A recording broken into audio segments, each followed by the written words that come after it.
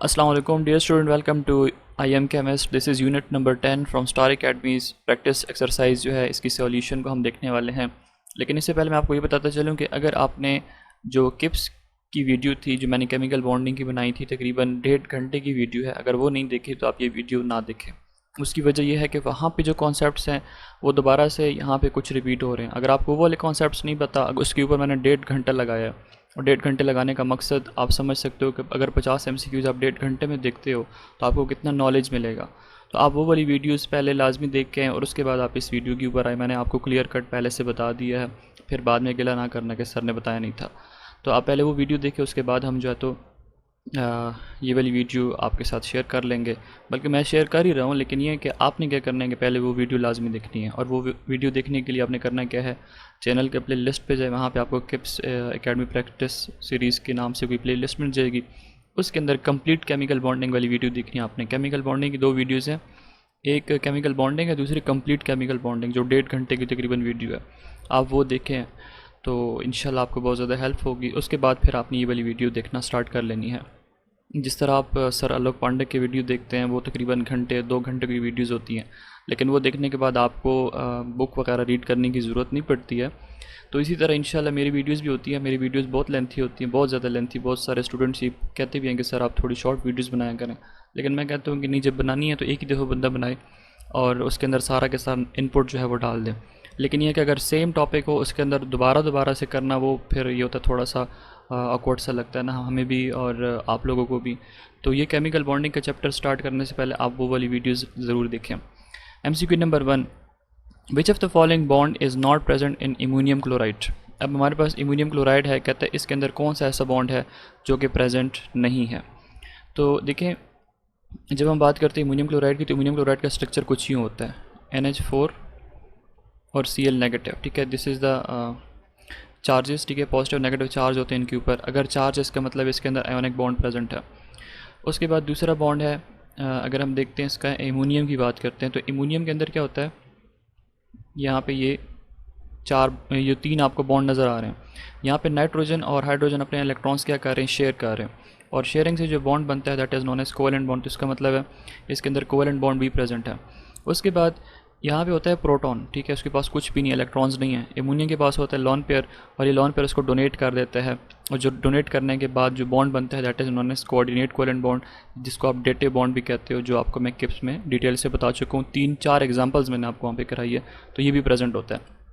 पीछे रह गया डीलोकलाइज्ड कोवेलेंट बॉन्ड। डीलोकलाइज्ड कहते हैं पाई बॉन्ड को, तो पाई बॉन्ड इसके अंदर मौजूद नहीं है। हेंस ऑप्शन नंबर डी हमारे पास क्या है, this is the correct option, कि हमारे पास डीलोकलाइज्ड कोवेलेंट बॉन्ड जो है इसके अंदर प्रेजेंट नहीं है। Number 2, the head on overlap of p orbital of 2 atom give rise to the bond called.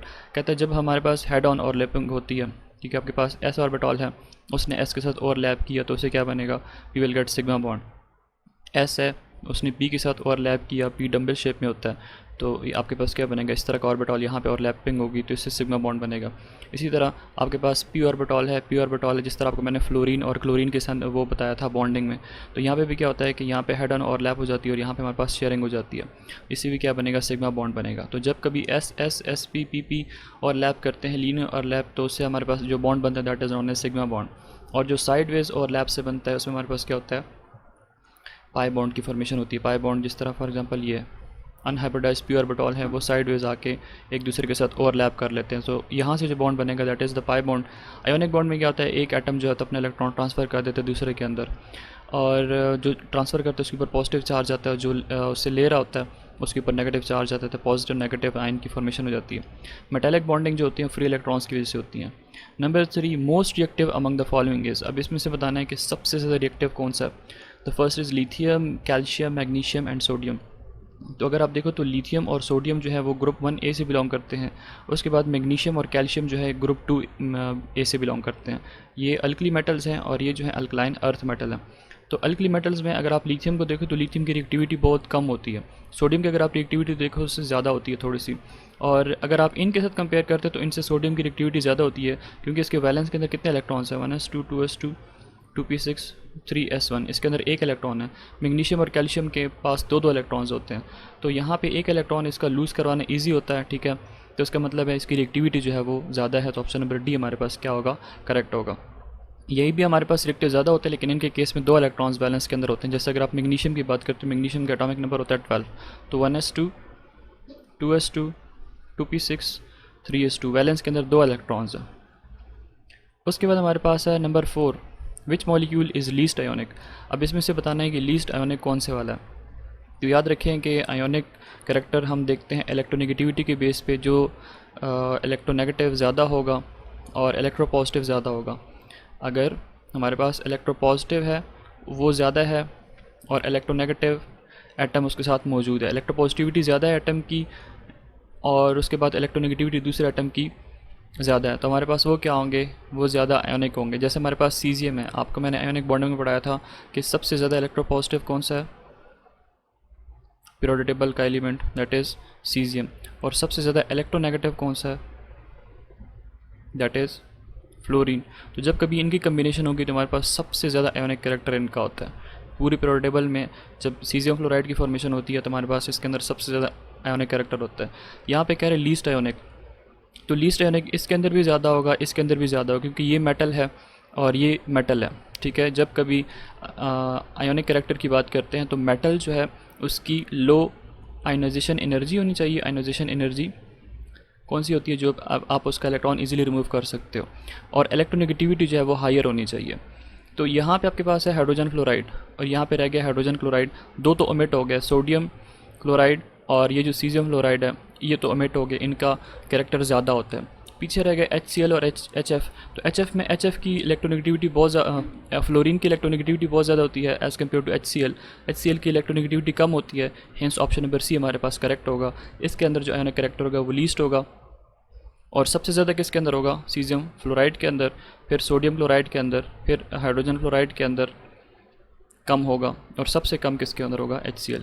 तो अगर इसको हम इस तरह लिख लेते हैं, सीजियम फ्लोराइड के अंदर सबसे ज़्यादा, फिर सोडियम क्लोराइड के अंदर, फिर उसके बाद हाइड्रोजन फ्लोराइड के अंदर, और सबसे लीस्ट HCl के अंदर।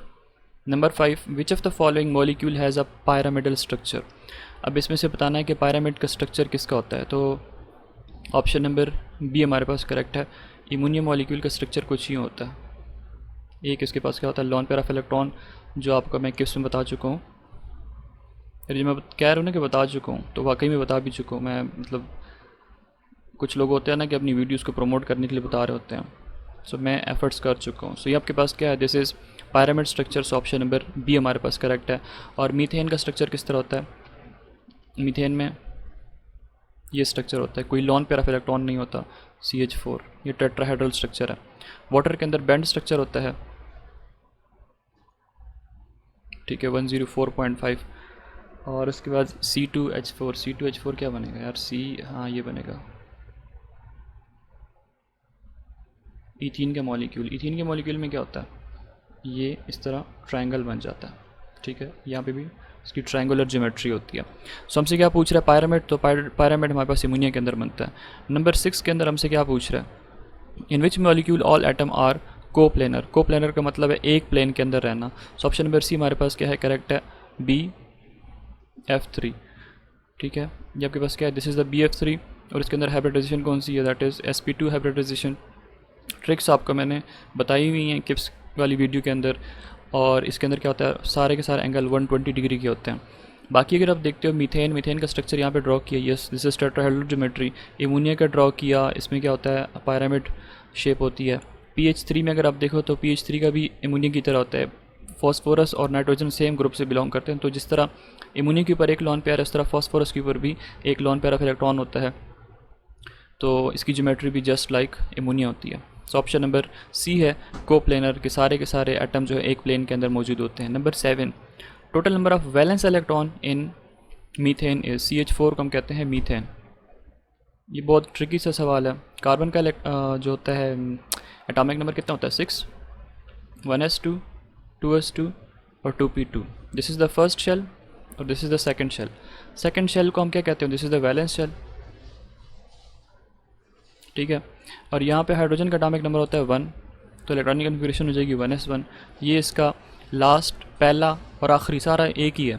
सो ये आपके पास क्या है, this is the valence shell. Valence क्या कहते हैं, लास्ट वाले शेल को। तो इसमें कितने इलेक्ट्रॉन्स हैं, 2 + 2 4 इलेक्ट्रॉन्स, कार्बन में 4 इलेक्ट्रॉन है वैलेंस के।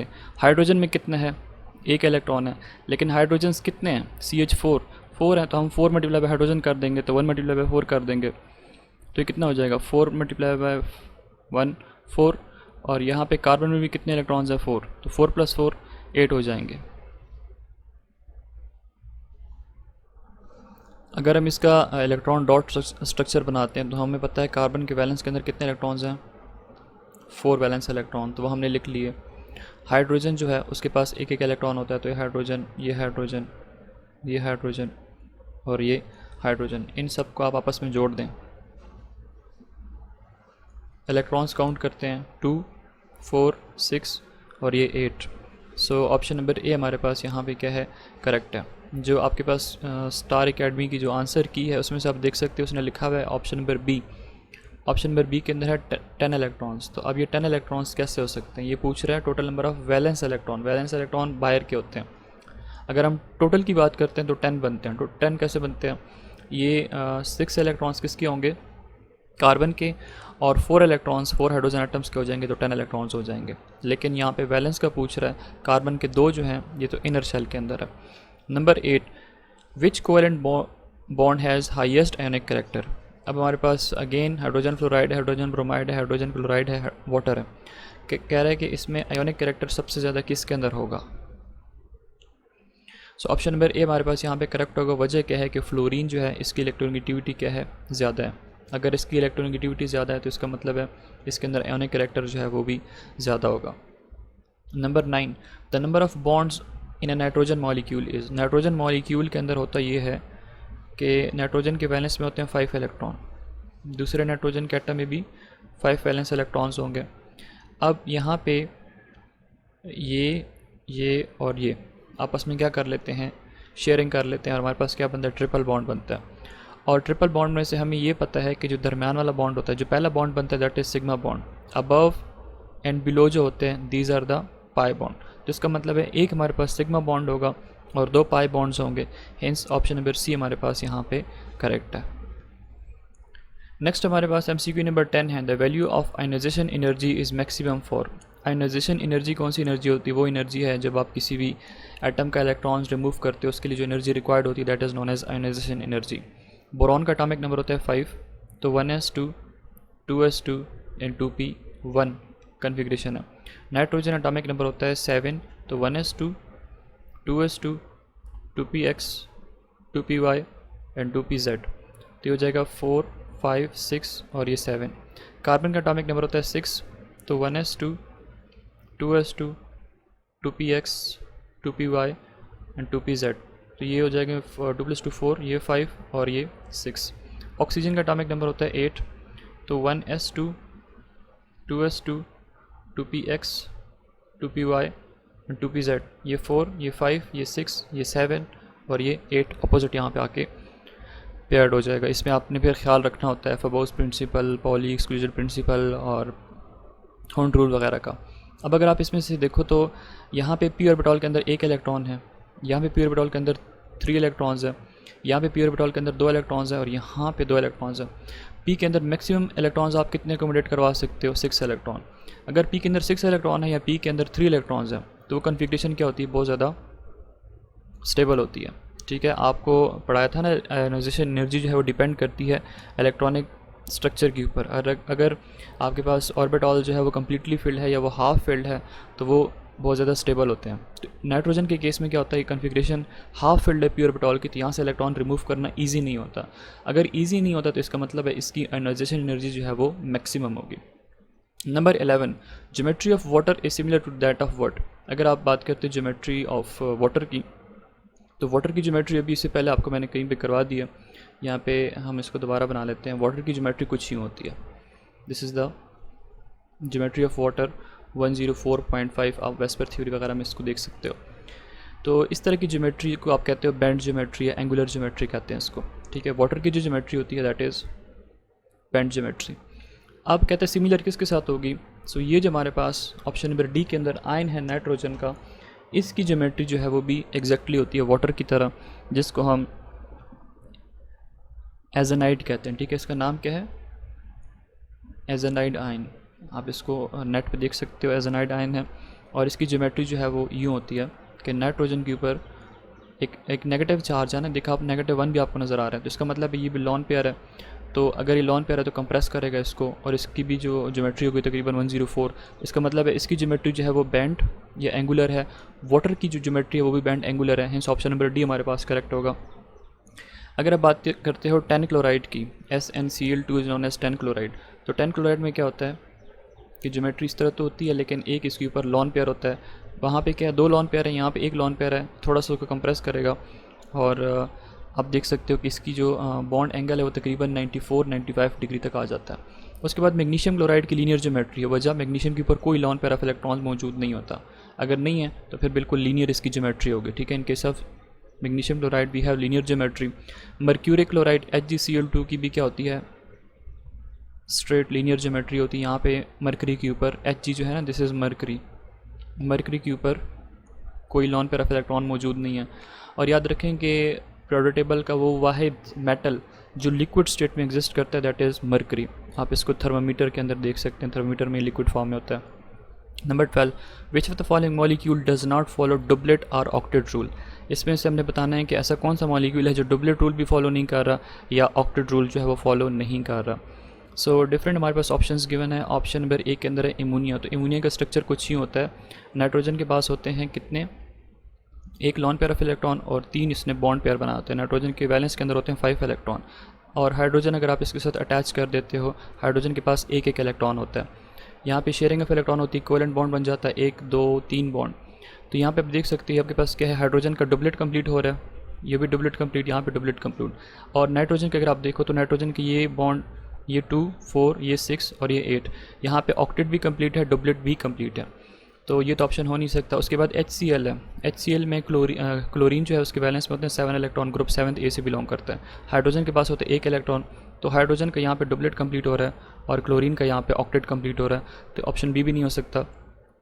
ऑप्शन नंबर डी के अंदर कार्बन टेट्राक्लोराइड है, तो कार्बन के पास होते हैं वैलेंस के अंदर 4 इलेक्ट्रॉन, क्लोरीन के पास होते हैं 7 इलेक्ट्रॉन, ठीक है। हर क्लोरीन के पास क्या होते हैं, 7 इलेक्ट्रॉन होते हैं। बाकी 2 क्लोरीन आप इसके साथ ड्रॉ कर लें, यहाँ पे शेयरिंग हो जाती है, यहाँ पे शेयरिंग हो जाती है, यहाँ पे शेयरिंग हो जाती है, यहाँ पे शेयरिंग हो जाती है। तो इसका मतलब यहाँ पे कार्बन जो है उसका क्या हो जाता है, ऑक्टेट कंप्लीट हो जाता है। क्लोरीन जो है इसके भी आप देख सकते हो ऑक्टेट कंप्लीट हो जाता है, तो यहाँ पे भी ठीक है। ऑप्शन नंबर सी हमारे पास गड़बड़ कर रहा है, एल्यूमिनियम। एल्यूमिनियम जो है वो बिलोंग करता है कौन से ग्रुप से, एल्यूमिनियम का एटॉमिक नंबर होता है 13। इलेक्ट्रॉनिक कन्फिग्रेशन हो जाएगी 1s2 2s2 2p6 3s2 3p कितना हो जाएगा 1। तो इसके वैलेंस के अंदर है 3 इलेक्ट्रॉन, 1 2 3, यहाँ पे 3 इलेक्ट्रॉन इसके वैलेंस के अंदर मौजूद हैं। इसने 3 क्लोरीन एटम के साथ बॉन्ड बनाया हुआ है, ठीक है। यहाँ पे भी आप एक क्लोरीन एटम अटैच कर दें, 7 वैलेंस इलेक्ट्रॉन्स होते हैं। ये शेयरिंग और ये शेयरिंग। अगर आप क्लोरीन्स को देखो तीनों एटम को, तो इनका ऑक्टेट कंप्लीट है, यहाँ पे 8 इलेक्ट्रॉन्स, तो ठीक है। एल्यूमिनियम के केस में देखो 2 ये 4 और ये 6, इसके पास कितने इलेक्ट्रॉन्स हैं 6, तो इसका ऑक्टेट जो है वो फॉलो नहीं हो रहा, हिंस ऑप्शन नंबर सी हमारे पास यहाँ पे करेक्ट है। अगर आपको BF3 नज़र आ जाए, या अगर आपको ALH3 नज़र आ जाए, या अगर आपको BCl3 वगैरह नज़र आ जाए, बोरॉन ट्राइक्लोराइड, तो इनको हम क्या कहते हो, these are known as electron deficient. आपको टीचर पढ़ाते हैं कि लीविस कॉन्सेप्ट में जी BF3 जो है वो क्या है, एसिडिक है, ठीक है, क्योंकि उसकी जो इलेक्ट्रॉन डेफिशिएंट है वो इलेक्ट्रॉन पेयर एक्सेप्ट कर सकता है, और इलेक्ट्रॉन पेयर एक्सेप्टर जो होता है वो क्या होता है, that is acid. Number 13, bond length is minimum in words. अब इसमें से बताना है कि बॉन्ड लेंथ किसके अंदर छोटी होगी। बॉन्ड लेंथ क्या होता है, 2 एटम अगर बॉन्डेड है उसके बीच में जो डिस्टेंस है इसको क्या कहते हो, this is known as bond length. अब बॉन्ड लेंथ इसमें उस मॉलिक्यूल के अंदर छोटी होगी जिनका साइज़ छोटा होगा, जिसकी इलेक्ट्रोनेगेटिविटी ज़्यादा होगी। सो ऑप्शन नंबर डी हमारे पास करेक्ट है। हाइड्रोजन और फ्लोरीन जो है, एक तो ये है कि इन दोनों के स्ट्रक्चर अगर आप पीरियड में देखते हो इनके, तो स्ट्रक्चर छोटे हैं, एटॉमिक स्ट्रक्चर जो अगर आप देखो तो साइज़ छोटा है इनका। अगर साइज़ छोटा है, उसके बाद दूसरी बात जो है वो फ्लोरीन की इलेक्ट्रोनेगेटिविटी भी बहुत ज़्यादा है। वो क्या करता है कि यहाँ से हाइड्रोजन के इलेक्ट्रॉन को अपनी तरफ ड्रैग कर लेता है, तो बॉन्ड लेंथ और भी कम हो जाती है। इस ऑप्शन नंबर डी हमारे पास यहाँ पे करेक्ट है। Number 14, which of the following pair has same shape. इसमें से हमने बताना है कि सेम शेप कौन से पेयर की है। सो ऑप्शन नंबर ए यहाँ पे हमने पहले डिस्कस कर लिया, PH3। PH3 में क्या होता है, फॉस्फोरस और हाइड्रोजन नाइट्रोजन एक ही ग्रुप से बिलोंग करते हैं, ठीक है। यहाँ से ये शेयरिंग, यहाँ से ये शेयरिंग, और ये पायरामिड की फॉर्म में ज्योमेट्री बन जाती है।